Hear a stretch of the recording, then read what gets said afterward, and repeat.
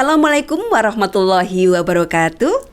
Hai Sobat Jensut, bertemu lagi dengan saya Santi Dwi Astuti di acara Bincang Pakar, Bincang Info Faktual bersama Pakar. Acara ini terselenggara oleh Humas bekerja sama dengan LPPM Universitas Jenderal Sudirman. Di episode 8 kali ini kita akan berbincang dengan topik herbal untuk kesehatan. Dan bersama kita telah hadir narasumber yang sangat luar biasa kepakaran di bidang herbal untuk kesehatan. Beliau adalah Dr. Setiawati MSc, dosen dari Fakultas Kedokteran Universitas Jenderal Sudirman. Apa kabar Ibu Wati? Baik, Bu Santi. Alhamdulillah. Sehat Bu Wati? Alhamdulillah. Baik, alhamdulillah. Bu Wati, ya. Terkait dengan herbal, tanaman herbal. Ya. Sebenarnya definisi dari tanaman herbal itu apa ya, Bu? Dan apakah istilah dari tanaman herbal ini sama dengan istilah tanaman obat, Ibu? Oh ya. Sebenarnya untuk tanaman herbal ya, mungkin sama dengan obat herbal kayak mungkin ya. Jadi obat herbal itu sebenarnya bisa terdiri dari bermacam-macam Bu Santi, tidak hanya dari tanaman. Kalau dari Peraturan Menteri Kesehatan itu yang disebut obat herbal itu bisa dari tanaman, dari hewan, kemudian dari mineral juga bisa gitu. Nah, salah satunya dari obat herbal itu adalah tadi yang berasal dari tanaman herbal gitu ya. Nah, tanaman herbal itu juga merupakan tanaman obat, itu bagian sebenarnya dari tanaman herbal tadi, karena yang dipakai untuk pengobatan biasanya seperti itu. Jadi bisa digolongkan tanaman toga gitu ya, kalau di tanaman obat PKK, keluarga ya Ibu ya. Tanaman obat keluarga. Itu termasuk dari obat herbal juga. Obat herbal juga ya. Oke, berarti hanya memanfaatkan bagian dari tanaman ya Ibu ya. Ya, tanaman bisa dari daunnya, dari bunganya, batangnya, kemudian akarnya juga bisa. Iya, tergantung dari jenis tanamannya, Bu. Misalnya nih, kalau kunyit yang sudah jelas kita sering tahu ya. Kunyit itu kan pakai batangnya gitu. Kemudian nanti ada yang dari daunnya, misalnya daun jati Belanda atau daun kumis kucing. Terus ada juga nih yang namanya itu herba, Bu. Kalau herba itu adalah semua bagian tanaman kecuali yang ada di tanah. Nah itu misalnya herba meniran kayak gitu. Jadi dia pakai semuanya, batang-batang kecilnya, daunnya itu dipakai semua, itu herba. Oke. Dan memang kalau di Indonesia ini keragaman dari tanaman herbalnya ini luar biasa ya Bu. Nomor 2 di dunia ya Bu, setelah Brasil ya Bu, negara Brasil. Baik. Nah kemudian Ibu Wati, sebenarnya dari tanaman-tanaman herbal ini mengapa tadi dinyatakan bahwa memiliki khasiat untuk kesehatan? Dari berbagai bagian tanaman tersebut, Ibu. Ketika dikatakan memiliki khasiat kesehatan, itu tentu kan ada bagian tanaman yang memang mempunyai efek di dalam tubuh ya. Punya senyawa-senyawa yang namanya itu metabolit sekunder. Senyawa metabolit sekunder oleh tanaman tersebut gitu. Nah, metabolit sekunder itu ternyata dari berbagai penelitian itu kan ada banyak sekali macamnya sebenarnya. Ada golongan flavonoid, ada polifenol, alkaloid, golongan terpenoid, steroid. Nah, itu setelah diteliti ternyata mereka itu mempunyai efektivitas tersendiri. Ada yang punya anti-inflamasi atau anti radang. Misalnya flavonoid gitu banyak mempunyai efek anti radang ya. Kemudian ada yang punya efek anti bakteri atau anti jamur gitu yang bisa untuk menyembuhkan infeksi, antimikroba gitu. Nah itu makanya dia mempunyai efek gitu karena mempunyai senyawa-senyawa tadi yang bisa mempunyai efek di dalam tubuh. Baik. Terkait dengan efek di dalam tubuh tersebut, Ibu, ini kan kalau banyak informasi bahwa tanaman herbal terkait dengan efek di dalam tubuh itu ada yang efeknya adalah mencegah penyakit dan untuk pengobatan. Nah, ini perbedaannya apa ini, Ibu? Kalau dari mencegah sama mengobati tentu jelas sebenarnya ya. Kalau mencegah kan memang belum terkena penyakit nih, jadi kita cegah agar kita tidak terkena penyakit. Kalau mengobati kita sudah kena penyakit, misalnya sudah terkena tekanan darah tinggi atau hipertensi atau mungkin terkena diabetes gitu, kita obati gitu ya. Nah, untuk tanaman herbal ini memang bisa ya, kalau dari berbagai penelitian kan tadi ya banyak mengandung berbagai macam metabolit sekunder. Nah, dia itu bisa mencegah. Kalau mencegah otomatis untuk meningkatkan sistem imun meningkatkan sistem imun terutama ya, sehingga tubuh kita itu tidak mudah terserang penyakit. Gitu. Atau tanaman yang kaya antioksidan ini juga bisa untuk meningkatkan sistem imun juga, mencegah penyakit gitu.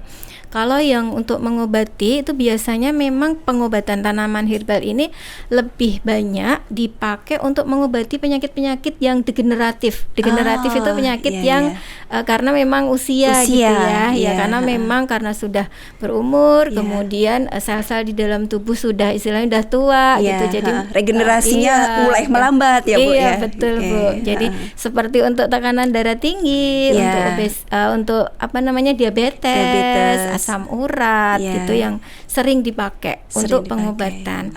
Nah, tentu saja ketika kita ingin mengobati dengan tanaman herbal, karena kan saat ini tuh untuk tanaman herbal ini untuk dipakai misalnya di rumah sakit atau klinik itu, meskipun sekarang ini sudah mulai berkembang ya, sudah ada beberapa rumah sakit atau klinik yang menggunakan obat herbal ini, tanaman herbal ini untuk diresepkan juga, Tetapi kalau misalnya dipakai sendiri, tentu harus tetap ada aturan-aturannya, tidak boleh sembarangan istilahnya. Begitu.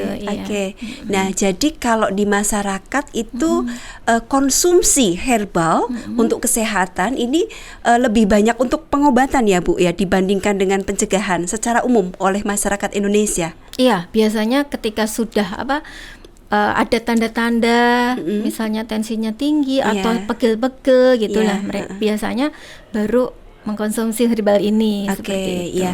Kemudian tadi ada yang menarik Ibu, bahwa saat ini di kedokteran itu sudah mulai memakai obat herbal untuk obat mungkin pendamping obat kimia ya Bu ya. Dan tadi ada disampaikan bahwa obat-obat itu pastinya itu sudah tersertifikasi atau bagaimana ya Bu ya, ini obat herbal yang memang sudah digunakan sebagai bagian dari resep, barangkali seperti apa itu Bu?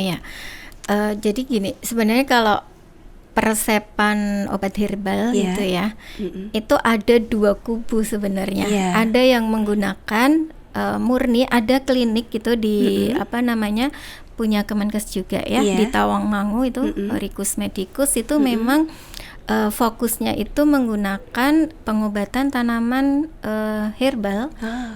Nanti resepnya juga ini pakai Simplicia keringnya. Jadi misalnya dikeringkan gitu. Nanti resepnya juga pasiennya diberinya juga segepok daun-daun kering atau rimpang-rimpang kering gitu. Kemudian ada juga yang berupa sudah sudah modern. Misalnya sudah dalam bentuk obat herbal terstandar.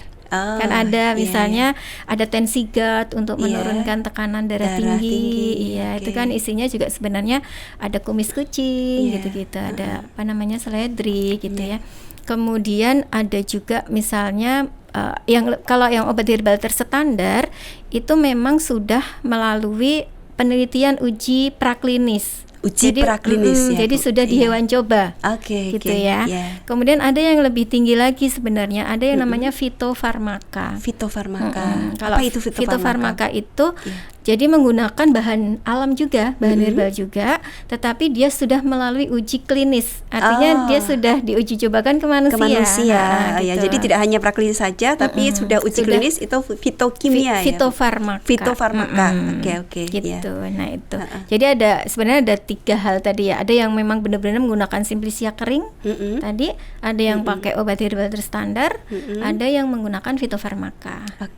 Kemudian kalau dari yang direkomendasikan dari ketiga itu yang paling tepat itu yang mana Ibu? Nah, atau disesuaikan dengan kasusnya? Disesuaikan dengan kasusnya dan ketersediaan juga ya, karena mungkin ada beberapa rumah sakit atau klinik yang mungkin memang tidak menyediakan simplisia keringnya, jadi menggunakan yang obat herbal standarnya atau fitofarmakanya. Fitofarmakanya mungkin terkait dengan kepraktisan juga ya, Ibu ya, kepraktisan dan kasus-kasus dari masing-masing pasien tersebut ya.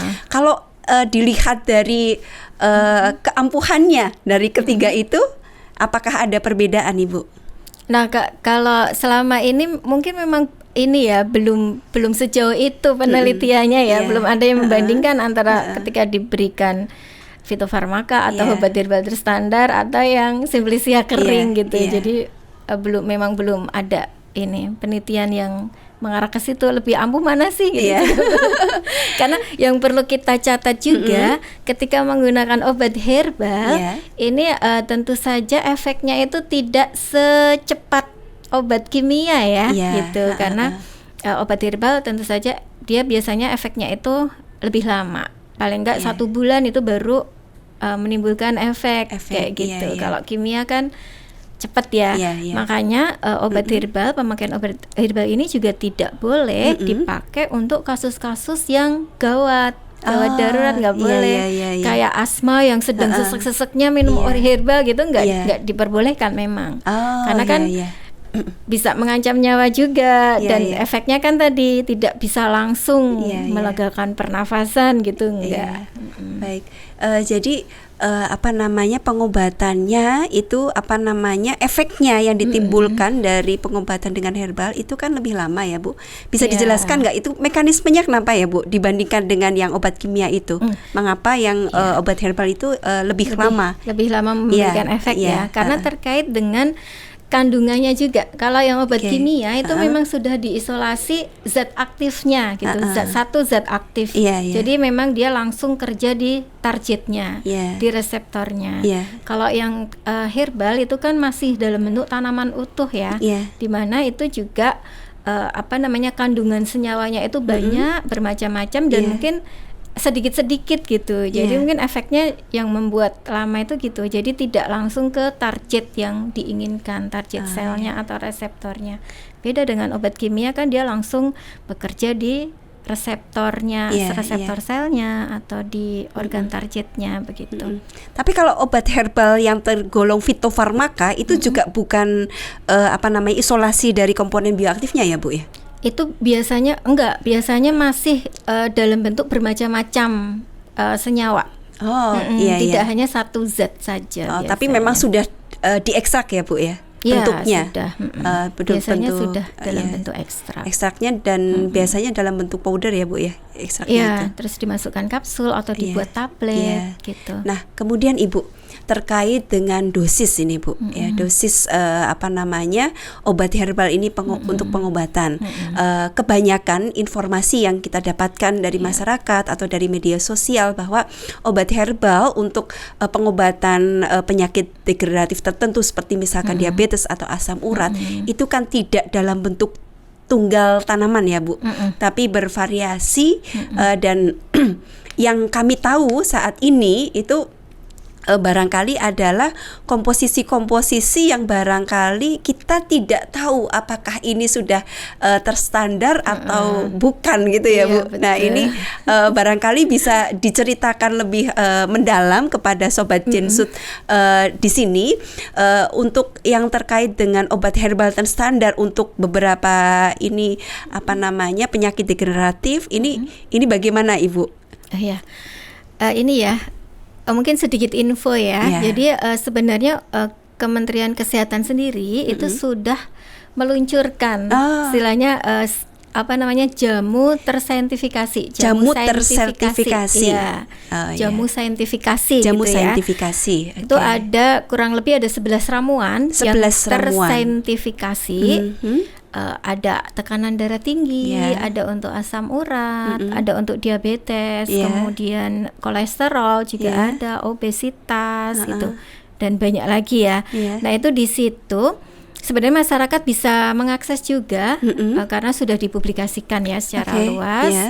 Di situ sudah ada takarannya berapa, apa saja tanamannya yang dipakai gitu ya. Misalnya tekanan darah tinggi itu salah satunya ada perlu kumis kucing, kemudian ada seledri, berapa gram itu sudah ada takarannya gitu. Jadi nanti bisa diakses di Kemenkes juga ya.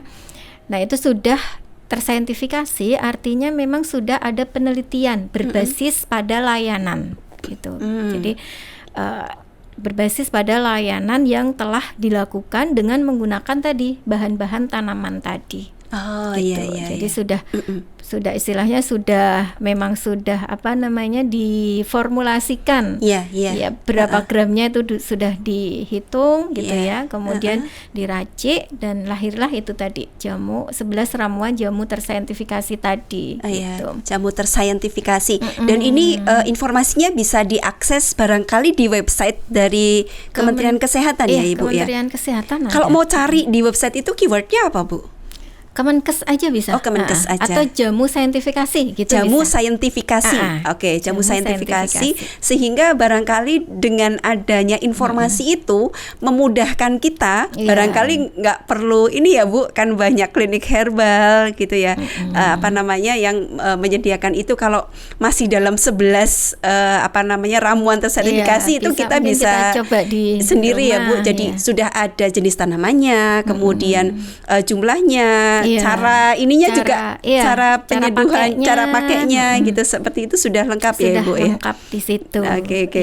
Jadi menarik sekali ya Bu ya. Ada 11 itu ya Bu? Ada sampai sekarang setahu saya 11 ya, baru 11 mungkin nanti bertambah lagi ya. Dan kalau dari ini 11. Bu, dari informasi tersebut itu apakah sudah banyak masyarakat yang menggunakan dan mungkin sudah punya testimoni bahwa saya dengan jamu saintifikasi ini jadi sembuh gitu Bu? Sudah banyak testimoninya. Mungkin masih belum ya, karena untuk yang ramuan-ramuan tadi itu lebih banyak dipakai di klinik-klinik yang memang menyediakan pengobatan, biasanya pengobatan komplementer atau pengobatan tradisional gitu. Salah satu yang mungkin konsisten menggunakan resep tanaman herbal itu ya yang di Tawangmangu itu, klinik Horicus Medicus itu yang di Tawangmangu itu milik Kemenkes juga. Baik Ibu. Nah kemudian Ibu Wati, biasanya masyarakat barangkali yang memang menderita penyakit degeneratif tertentu itu akan mengkonsumsi obat itu 2 jenis Bu. Ada obat kimia dan ada obat herbal. Nah, untuk individu yang menerapkan pola pengobatan seperti ini rekomendasinya seperti apa ya Bu? Apakah bisa obat herbal itu bebarengan dikonsumsi dengan obat kimia atau bagaimana? Untuk penggunaan bersamaan ya dengan obat kimia dan obat herbal itu memang dianjurkan tidak bersamaan gitu.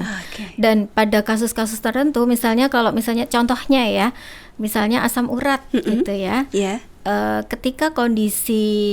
Ketika kondisi asam uratnya itu kambuh atau asam uratnya itu sedang tinggi, misalnya di atas sampai 9 atau 10, itu ya pasti tidak cukup dengan herbal, atau sedang kesakitan yang luar biasa, itu tentu tidak cukup dengan herbal. Jadi harus tetap obat kimianya harus dikonsumsi.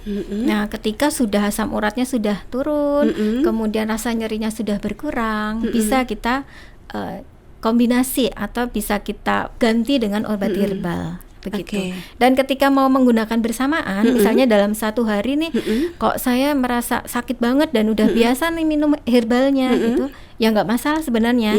Bisa dalam sehari itu minum herbal sama kimia, tetapi harus dijeda waktunya, paling nggak 2 jaman lah. 2 jam. Yang ideal itu obat kimia dulu atau obat herbalnya dulu? Kalau misalnya rasa nyerinya sangat gitu ya obat kimia terlebih dahulu, karena dia kan kerjanya lebih cepat ya. Obat kimia baru nanti bisa dikonsumsi obat herbal. Dengan obat herbal. Dan itu memang aman ya Bu untuk kombinasi antara obat kimia dengan obat herbal tersebut. Iya, insya Allah, asal obat herbalnya memang sudah ketahuan ini memang untuk asam urat gitu misalnya, sesuai dengan yang ada juga selain saintifikasi jamu yang tersertifikasi, ada juga yang nanti kita bisa akses juga ya. Dicari nanti ada formularium obat herbal Indonesia. Nah itu formularium obat herbal Indonesia, asli Indonesia ya. Nah itu nanti ada berbagai macam tanaman herbal yang asli Indonesia beserta khasiatnya apa. Nah asal kita menggunakan tanaman itu insya Allah aman sebenarnya karena sudah diteliti itu yang ada di situ. Itu bentuknya juga tunggal atau kombinasi beberapa tanaman herbal kalau untuk mengobati satu jenis penyakit tertentu? Kalau yang di formularium obat herbal asli Indonesia itu hanya ini tanaman, misalnya tanaman kumis kucing, khasiatnya apa, kayak gitu aja sih. Oh ya, berarti tidak dia dalam bentuk menginformasikan secara tunggal ya Bu, tanaman manfaat tunggal. Bukan ramuan. Kalau yang sudah ramuan itu yang tadi, yang jamu saintifikasi tadi ya. Tapi ada petunjuk penggunaannya itu ada ya Bu ya? Ada di situ.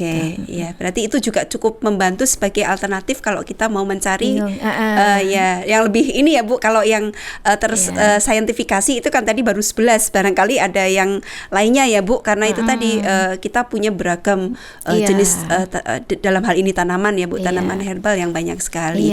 Baik. Nah, kemudian kalau kita mengkonsumsi obat herbal itu Bu, misalkan tadi kan dalam bentuk kombinasi. Kalau kombinasi dengan obat kimia itu dalam satu hari adatkah rekomendasinya misalkan dikonsumsi 1 kali? Kalau obat kan misalkan ada 1 sampai 3 kali ya Bu sehari. Kalau obat herbal ini bagaimana Bu?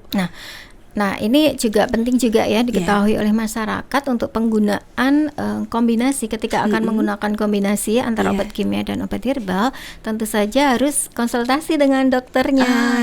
Karena misalnya tekanan darah tinggi, kita kan harus tahu tekanan darahnya berapa, gitu. Untuk dosis kimianya berapa. Kalau dosis herbalnya sih rata-rata sesuai yang di jamu saintifikasi itu ya biasanya untuk 2 kali sehari, 2 kali sehari, pagi sama siang, gitu. Pagi sama sore gitu ya. Nah kalau yang obat kimianya tentu saja nanti juga disesuaikan dengan kondisi pasien, jadi tetap harus dikonsultasikan dengan dokter, tidak boleh sembarangan kita mengkombinasi sendiri gitu ya. Karena barangkali kadang-kadang pasien itu kadang takut ya Bu ya untuk menyampaikan atau terbuka ke dokternya gitu ya Bu. Kalau beliau itu mengkonsumsi obat herbal juga kadang-kadang pasien seperti itu ya Bu. Jadi memang harus terbuka supaya barangkali tetap tepat ya Bu ya, tepat penggunaannya. Kemudian nanti dokter juga pasti akan mencarikan ada interaksi obat nggak sih gitu yang berbahaya, karena kan bagaimanapun meskipun di jeda pasti kan ada ketemunya gitu zat aktif tadi. Nah itu yang harus diwaspadai, adanya interaksi obat tadi. Menarik ini Bu, interaksi obat. Berarti antara obat kimia dengan obat herbal tersebut ya Bu. Bisa juga antara obat kimia atau obat herbal yang diminum dengan makanan yang kita konsumsi juga bisa. Itu bisa diberikan contohnya Bu. Contohnya itu apa Bu? Misalkan interaksi itu. Interaksinya misalnya antara obat dengan makanan gitu ya. Nah, ketika kita mengkonsumsi obat misalnya asam lambung yang paling sering yang paling sering antacid gitu ya. Kemudian kita misalnya minum yang paling sering itu antacid dengan makanan ya Bu makanan bisa dengan makanan apa yang nggak boleh. Nah dengan makanan gitu ya, dengan makanan apapun yang melewati lambung. Kalau antacid itu kan dia kerjanya di lambung dengan menetralkan asam lambung. Nah ketika dia diisi berbarengan dengan makanan, itu otomatis dia kerjanya tidak akan maksimal karena ada makanan di dalam lambung. Jadi antacid itu sebaiknya diminum sebelum makan dalam keadaan perut kosong agar kerjanya maksimal. Nanti kalau misalnya bersamaan dengan makan tadi ada interaksi dengan makanan, jadi si antacid yang tadinya kerjanya itu bisa efektif menetralkan asam lambungnya karena ada pengaruh makanan. Kalau ada makanan yang masuk, otomatis produksi asam lambungnya kan juga meningkat karena itu nanti kerjanya jadi tidak efektif juga. Seperti itu. Kalau interaksi, contoh interaksi antara obat herbal dengan makanan dan obat herbal dengan obat kimia, ada contohnya ya. Kalau yang obat herbal dengan makanan misalnya, obat herbal contohnya apa ya yang paling banyak tuh? Misalnya jahe atau kunyit gitu, Bu. Bisa, misalnya kumis kucing gitu kumis ya. Kucing. Kumis kucing, ketika kita mengkonsumsi kumis kucing, kemudian kita juga mengkonsumsi obat hipertensi, obat antihipertensi gitu ya. Nah, nanti dia juga bisa efeknya itu, interaksinya itu dalam bentuk bisa saling meningkatkan efek kerjanya. Jadi nanti penurunan tekanan darahnya itu sangat drastis gitu. Bisa jadi hipotensi. Seperti itu kalau interaksi antara kimia sama yang herbal. Kalau yang herbal dengan makanan mungkin agak jarang ya, karena agak jarang kalau herbal dengan makanan tuh. Mungkin penggunaan herbal dengan apa ya? Makanan misalkan ini Bu, apa namanya?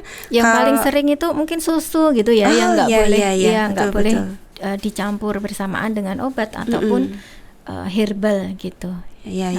Itu kenapa ya Bu? Mungkin barangkali Sobat Jensus nih pengen tahu kenapa ya kalau kita minum obat atau minum herbal nggak boleh dicampur sama susu itu, Bu? Iya, karena tadi itu efektivitasnya jadi terganggu, penyerapan di dalam lambungnya juga jadi terganggu seperti itu. Lebih ke absorpsinya, penyerapan dari obat komponen bioaktif tersebut barangkali ya Bu ya.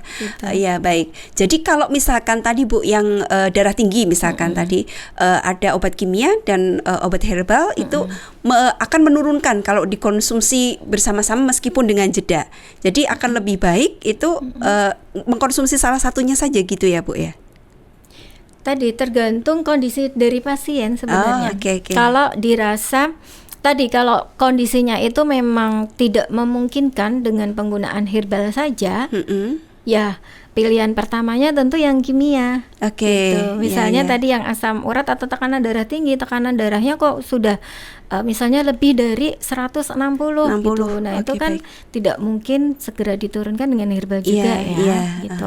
Ataupun misalnya sedang serangan asma. Itu nggak mungkin juga dengan hanya pakai herbal. Jadi harus pakai pilihan pertamanya tetap obat kimianya gitu. Tetapi kalau misalnya pengen menstabilkan tekanan darahnya biar tetap misalnya normal gitu ya, 130 lah paling enggak gitu ya, atau 120. Nah, bisa dikombinasi dengan herbal tadi. Misalnya obat kimianya cukup sehari sekali, nanti ditambah dengan herbal gitu bisa. Terkait dengan sediaan dari obat herbal ini Ibu, ini kan ada yang bentuknya barangkali informasinya itu bisa dalam bentuk basah, kering, serbuk. Nah, ini macam-macamnya sebenarnya sediaannya ini dalam bentuk apa saja Bu? Ya, untuk sediaannya ini juga kalau yang dari jamu saintifik yang dari Kemenkes itu kan memang kering ya Bu ya. Dalam Simplisia ya Bu ya. Kering jadi daun kering atau batang yang udah dikeringkan, rimpang-rimpang yang sudah diiris-iris kemudian dikeringkan gitu ya. Itu tapi bisa juga sebenarnya kalau misalnya kita ingin untuk meningkatkan sistem imun aja ya, bisa dalam bentuk jamu itu juga bisa Bu, jamu cair, jamu gendong itu, kunir asem, beras kencur itu biasanya untuk meningkatkan sistem imun aja ya, untuk mencegah ya. Tapi kalau yang untuk pengobatan tadi biasanya yang sudah digunakan oleh klinik yang melakukan praktek pengobatan herbal ini biasanya Simplisia kering tadi, atau bisa juga yang sudah dimasukkan ke dalam kapsul, ada juga sudah diserbukkan gitu ya Bu. Kadang-kadang kan pasien ribet ya kalau misalnya apalagi kerja harus merebus tiap hari, itu kan repot. Jadi ada yang memang dalam bentuk kapsul. Tetapi biasanya kalau yang sudah berumur gitu itu lebih mantep kalau pakai yang rebusan kayak gitu Bu. Jadi memang bisa kering, bisa kapsul, gitu. Ya, nah terkait dengan yang direbus Bu dari Simplicia ini, barangkali ada tidak kita tahu bahwa komponen-komponen bioaktif itu ada beberapa itu yang tidak tahan panas atau misalkan komposisinya berubah dengan panas sehingga barangkali akan menurunkan efektivitas dari sifat fungsionalnya barangkali seperti itu. Nah ini cara-cara untuk barangkali merebusnya ini bagaimana ya Bu ya? Iya. Untuk yang Simplicia kering itu memang ada beberapa aturan untuk merebusnya ya. Jadi yang pertama itu dari alat merebusnya ini Bu. Iya. Dari alat merebusnya. Kalau anak-anak zaman sekarang ya, termasuk saya gitu kan, kadang-kadang di dapur itu kan panci gitu kan. Stainless. Kadang-kadang aluminium gitu kan, yang murah gitu. Nah untuk merebusnya ini tidak boleh pakai yang berbahan aluminium tadi ataupun yang berbahan logam. Logam itu tidak boleh termasuk aluminium ya Bu ya. Jadi yang bagus itu pakai yang dari tanah liat, yang gerabah itu. Tapi kan mungkin jarang ya sekarang ya. Bisa stainless bisa. Stainless masih bisa ya Bu? Masih bisa. Stainless atau yang dari enamel atau porselen porselen. Itu bisa gitu. Jadi tidak boleh pakai yang dari logam. Karena apa? Karena nanti senyawa-senyawa aktifnya itu bisa berinteraksi dengan logam-logam yang dari pancinya tadi. Malah tertinggal di panci untuk senyawanya bisa ya berinteraksi, Bu ya? jadi berubah senyawanya. Iya. Nanti mungkin bisa berbahaya juga gitu. Malah bersifat radikal ya Bu, jangan-jangan seperti itu ya gitu, Bu. Jadi berubah. Kemudian yang selanjutnya itu adalah proses perebusannya. Nah kadang-kadang kan kita merebus sesuatu itu bareng ya, air, bahan langsung direbus. Nyalakan kompor, direbus sampai mendidih. Nah ini sebaiknya untuk perebusannya itu kita rebus dulu airnya sampai mendidih. Ketika sudah mendidih baru kita masukkan bahannya. Kemudian kita kecilin kompornya, kita rebus selama 15 menit kurang lebih. Baru kemudian kita matikan, kita saring. Nah, disaringnya juga dalam kondisi panas Bu? Atau nanti dalam menunggu kondisi dingin? Panas, bisa dalam kondisi panas. Dan saringannya itu juga tidak boleh berbahan logam. Nah ini yang barangkali suka terlupa ya Bu. Saringannya juga tidak boleh logam boleh dalam bahan logam. Iya. Nah biasanya kalau yang untuk untuk klinik yang memberlakukan peresepan tradisional itu kan biasanya satu resep obat itu kan untuk 1 hari. Betul. 1 hari itu nanti dibagi diminumnya bisa 2 kali atau 3 kali tergantung kondisi pasiennya kan. Betul. Nah itu biasanya ngerebusnya sekali aja, pagi aja. Nanti kan disaring tuh, saring. Kemudian kita masukkan ke termos kecil sesuai, misalnya sehari 2 kali ya kita masukkan ke dalam 2 termos gitu bisa. Atau misalnya kalau menghendaki dingin bisa dimasukkan kulkas. Kalau pengennya minumnya pas anget ya dimasukkannya ke termos. Kalau lebih efektifnya itu kita mengkonsumsi dalam keadaan panas atau dingin Bu? Ya ruam-ruam kuku lah ya, suhu tubuh lah. Suhu tubuh itu yang terbaik, barangkali mempercepat absorpsinya ke dalam tubuh juga ya Bu. Panas kan juga bahaya juga ya. Nah kemudian Ibu, untuk Simplicia kering itu kan rentan juga ya Bu dengan jamur misalkan seperti itu. Sehingga perlu tidak Simplicia itu sebelum direbus itu dicuci dulu Bu? Kalau untuk kalau sendiri ya, misalnya kita beli di pasar gitu kita kan nggak tahu kebersihannya ya. Nah itu bisa kita cuci terlebih dahulu sih. Tetapi sebenarnya dengan pemanasan yang dengan suhu tinggi tadi kan sampai mendidih kan 100 derajat ya. Berarti itu sebenarnya kuman-kuman sudah mati sih, kecuali spora-spora bakteri tertentu yang tahan panas ya.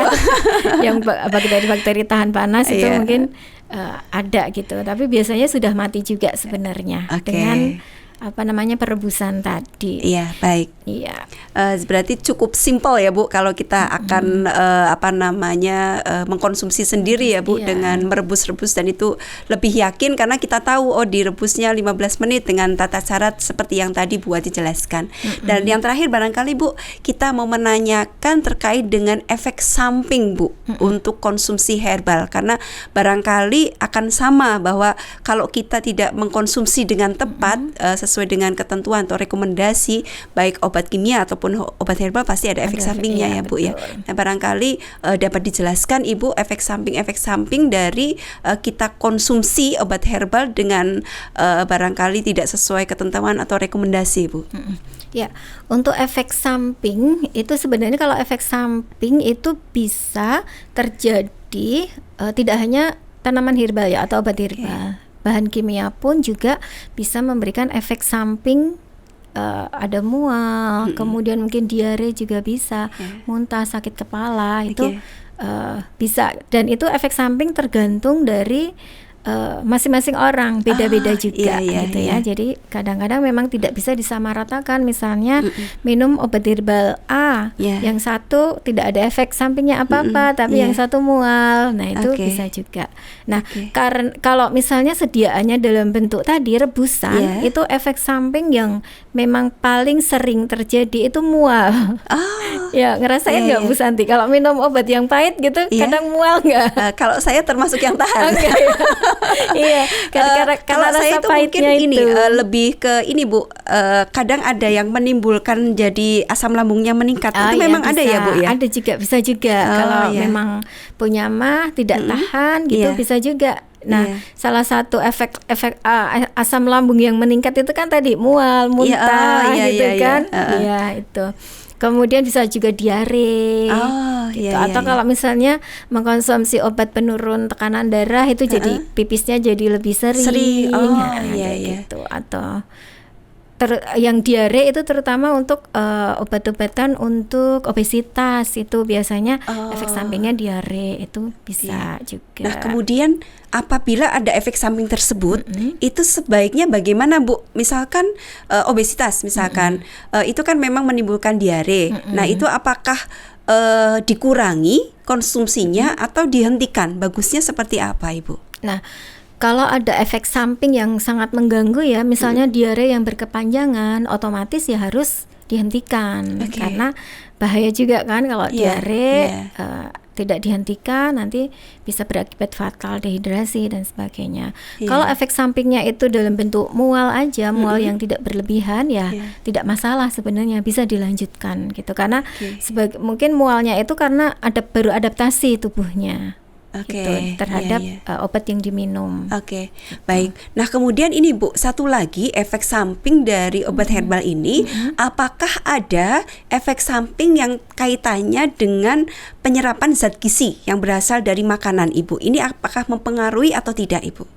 Untuk efek samping ke penyerapan zat gizi, setahu saya belum nggak ada ya, setahu saya belum pernah membaca untuk efek samping terkait penyerapan terhadap zat gizi misalkan mungkin vitamin atau mineral tertentu gitu Ibu. Belum ada sampai sejauh ini saya belum pernah menemukan gitu. Berarti aman ya Bu ya? Insya Allah aman kalau menggunakan tadi ya sesuai dosis ya, sesuai dosis. Nah, yang perlu digarisbawahi juga ini yang perlu diketahui juga bahwa apapun yang zat kimia yang masuk ke dalam tubuh kita itu pasti akan memberikan efek toksik atau meracuni kan. Tidak hanya tanaman herbal, tapi obat kimia pun kalau dikonsumsi dalam jangka waktu yang lama terus menerus, otomatis akan bisa menimbulkan efek toksik atau keracunan. Nah ini yang harus diwaspadai. Jadi ketika mengkonsumsi tanaman herbal ini secara rutin, harus rutin juga, minimal 1 tahun 6 bulan sekali lah, 6 bulan atau 1 tahun sekali itu harus memeriksa atau cek lab gitu, terutama fungsi hati.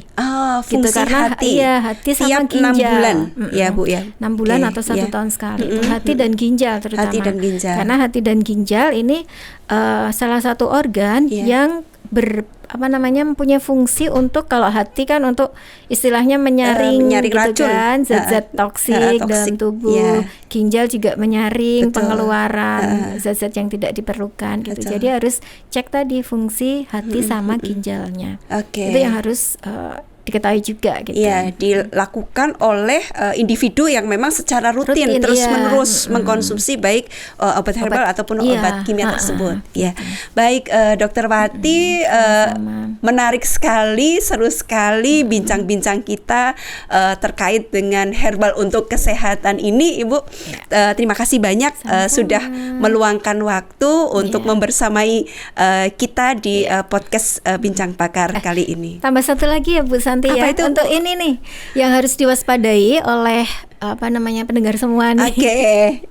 Ini adalah salah satu tips ketika kita memilih obat herbal. Jadi jangan sampai termakan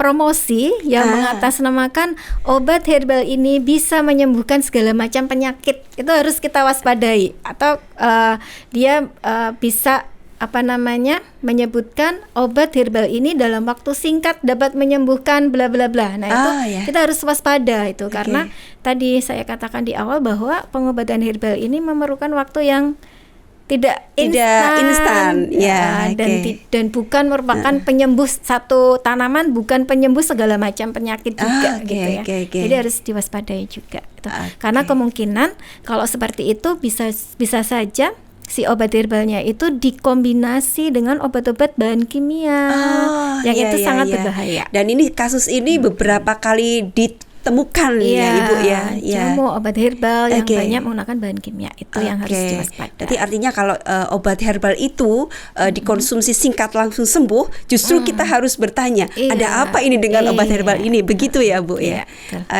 Baik. Terima kasih banyak Dokter Wati sudah memberikan insight informasi yang sangat luar biasa untuk Sobat Jensut semuanya. Sekali lagi terima kasih.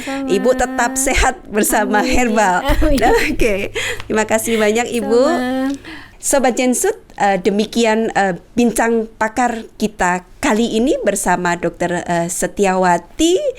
Terima kasih banyak sudah menyaksikan Bincang Pakar episode ke-8 dan kita jumpa lagi di episode 9 Bincang Pakar yang disponsori oleh BSI Cabang Purwokerto. Terima kasih, sampai jumpa.